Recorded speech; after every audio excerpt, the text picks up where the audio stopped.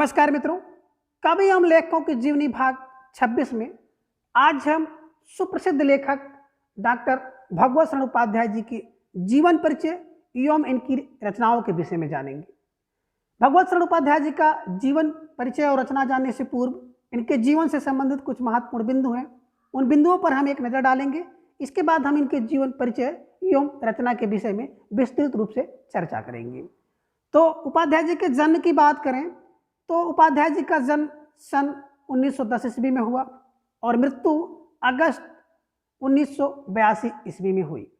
जन्म स्थान की बात करें तो इनका जन्म उत्तर प्रदेश राज्य के बलिया जिला में स्थित एक गांव है, जिस गांव का नाम है उजियारीपुर गांव। उसी गांव में इनका जन्म हुआ।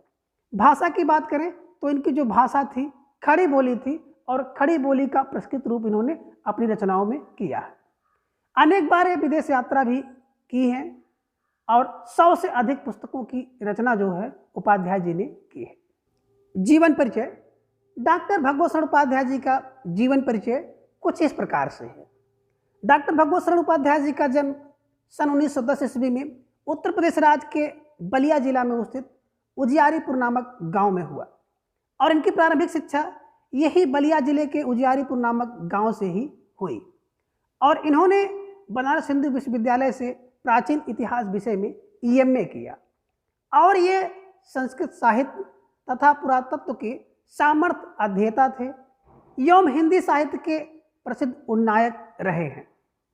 इन्होंने भारत के प्राचीन इतिहास एवं भारतीय संस्कृत का विशेष अध्ययन किया है।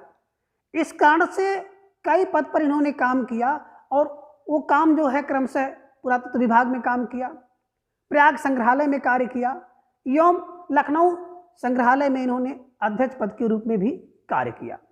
इसके साथ ही पिलानी बिड़ला महाविद्यालय में प्राध्यापक के पद पर भी कार्य किया है और तत्पश्चात इन्होंने विक्रम विश्वविद्यालय के प्राचीन इतिहास विभाग में प्रोफेसर एवं अध्यक्ष पद पर कार्य करते हुए अवकाश ग्रहण किया और अवकाश ग्रहण करने के बाद देहरादून को जो है उपाध्याय जी ने अपना निवास स्थान बनाया। भारत के प्रतिनिधि के रूप में ये मॉरिशस में भी कार्यरत थे और उपाध्याय जी कई बार यूरोप, अमेरिका, चीन आदि का भी भ्रमण किया, जहां पर इन्होंने भारतीय संस्कृति एवं साहित्य पर बहुत से महत्वपूर्ण व्याख्यान दिए और 100 से भी अधिक पुस्तकें लिखकर इन्होंने हिंदी साहित्य को समृद्ध बनाने का अस्तुत्य प्रयास किया है। इनकी सबसे बड़ी विशेषता यह है कि प्राचीन भारत के प्रमुख अध्येता एवं व्याख्याता होते हुए भी जो रूढ़वादिता एवं परंपरावादिता है उससे सदैव ऊपर रहे, वस्तुतः अपने मौलिक एवं स्वतंत्र विचारों के लिए ये प्रसिद्ध हैं। इस प्रकार उपाध्याय जी अगस्त 1982 ईस्वी में क्या करते हैं, इस लोक को छोड़ देते हैं, या आप कह सकते हैं कि अगस्त 1982 ईस्वी में इनका निधन हो गया। उपाध्याय जी ने आलोचना, यात्रा साहित्य, पुरातत्व, संस्मरण एवं रेखा चित्र आदि पर प्रचुर साहित्य का सृजन किया। इनकी रचनाओं में अनेक गहन अध्ययन एवं विद्वता की स्पष्ट छाप परिलक्षित होती है। गहन से गहन विषय को भी सरल भाषा में प्रस्तुत कर देना इनकी प्रधान साहित्यिक विशेषता थी। इनमें विवेचन एवं तुलना करने की विलक्षण योग्यता विद्यमान थी। अपनी इसी योग्यता के कारण इन्होंने भारतीय साहित्य, कला एवं संस्कृति की प्रमुख विशेषताओं को संपूर्ण विश्व के सामने स्पष्ट कर दिया।